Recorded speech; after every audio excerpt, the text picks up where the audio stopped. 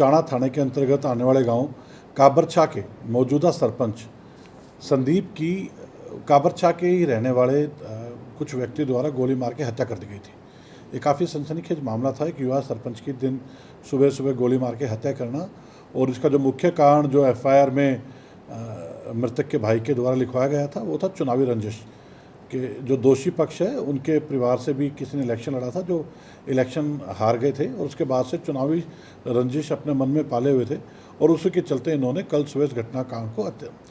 अंजाम दिया था। काफ़ी संवेदनशील मामला था जिसके चलते जींद पुलिस की 5 स्पेशल टीमें गठित की गई और जहाँ जहाँ इनके संभावित ठिकाने हो सकते थे वहाँ पुलिस के द्वारा रेड्स करना स्टार्ट किया गया।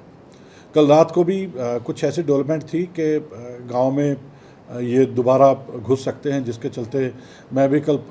रात करीब 3-4 घंटे के लिए गांव में मौजूद रहा था ताकि किसी और घटना को होने से बचाया जाए, क्योंकि गांव में काफ़ी टेंशन का माहौल था। आज सुबह सीआईए जींद की पुलिस पार्टी, जिसको sub inspector PSI Manish head कर रहे थे, उनको सूचना मिली कि खटखट के पास कैसून रोड के ऊपर ये दोनों व्यक्ति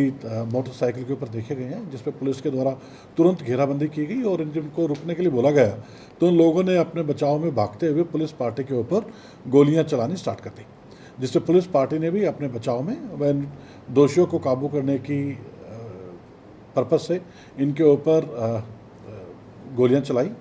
और जिसमें 2 एक्यूज़ जो कि बाई नेम उस एफआईआर में दोषी थे और दोनों के दोनों वो एक्यूज़ हैं जिनके द्वारा कल मृतक संदीप के ऊपर गोलियां चला के उसकी हत्याकांड को अंजाम दिया गया था। उसमें एक का नाम है बलकेश एलियास भोला और दूसरा जो व्यक्ति है उसका नाम है नवदीप। ये दोनों एक ही परिवार से संबंध रखते हैं और इन दोनों को पुलिस मुठभेड़ के दौरान एक गोली इनके पैर में लगी है। पुलिस ने ना केवल दोनों दोषियों को अरेस्ट करके एक बहुत ही सनसनीखेज हत्याकांड को सुलझाने का कार्य किया है, बल्कि ऐसे शातिर, या मैं ये कहूँगा कि इस तरफ ये इतने अपराध से अपने मन में भरे हुए थे कि इन्होंने पुलिस पार्टी के ऊपर भी जानलेवा हमला करके भागने की नीयत से पुलिस के ऊपर गोली चलाई है। 24 घंटे के अंदर सीआईए जींद और बाकी जो अन्य टीमें इस केस में इन्वॉल्व थी उन्होंने इस घटनाकांड के दोषियों को पकड़ने का काम किया है। कल इस विषय में काबरछा गांव के लोगों द्वारा रोष के चलते नरवाना रोड को जाम भी किया गया था और पुलिस ने उस वक्त ये उनको भरोसा दिलाया था कि हम जल्द से जल्द ना केवल इस घटनाक्रम को सुलझाने का काम करेंगे बल्कि जो मुख्य आरोपी हैं उनको हम 24 घंटे के अंदर गिरफ्तार करेंगे। तो पुलिस ने, सीआईए जींद की टीम ने, वे अन्य जो भी टीम्स इस केस में इन्वॉल्व थी, उन्होंने बहुत अच्छा काम किया है। ना केवल कल अलग अलग ठिकानों पे, इनके संभावित ठिकानों पे टाइमली रेड करके इनको पहुंचने वाली सभी मदद को रोका गया, इनको बाहर भागने से नाकाबंदी करके रोका गया और आज सुबह इवेंचुअली इनको गिरफ्तार करने में सफलता प्राप्त की।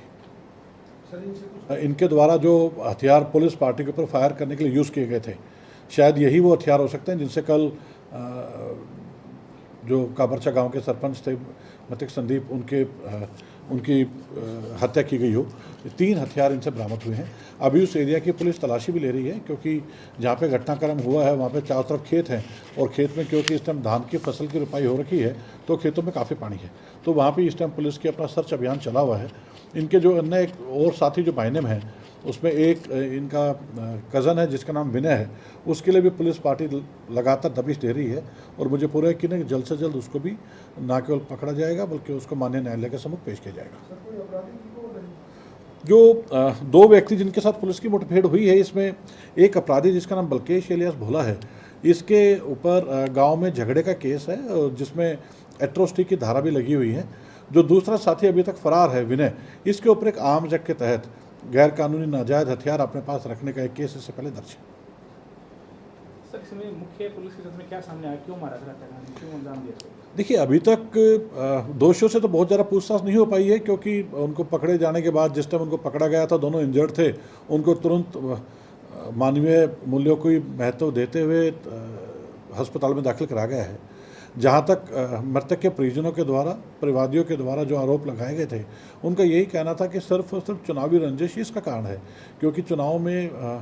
जो ये मुख्य अपराधी हैं, इनके फादर इलेक्शन लड़े थे, वो हार गए थे, तो उसी रंजिश के चलते इन्होंने इसकी हत्या की है। मैं कल सुबह भी मौका पे था और कल रात को भी जैसा मैंने बताया कि गांव में एक बार कुछ अफवाहों का दौर चला था,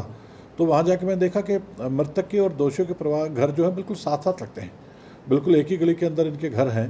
और किसी भी ऐसी अनहोनी को टालने के लिए वहाँ पे पर्याप्त पुलिस बल को तैनात किया गया है। टोटल कितने केसेस इसमें बनाए गए हैं सर इसमें, और कितने अरेस्ट हुए हैं? इसमें अभी तक मैंने बताया कि 2 व्यक्तियों को हम अरेस्ट कर चुके हैं और जल्दी मुझे पूरा है कि ना ये दोनों वो व्यक्ति थे जिन्होंने अपने हाथ से गोलियां चलाई थी। तो मुख्य आरोपी मैं ये कह सकता हूँ कि मुख्य आरोपी और घटनाकांड को अंजाम देने वाले व्यक्ति हमने गिरफ्तार कर लिए हैं और कुछ ऐसे व्यक्तियों के नाम हैं जिनका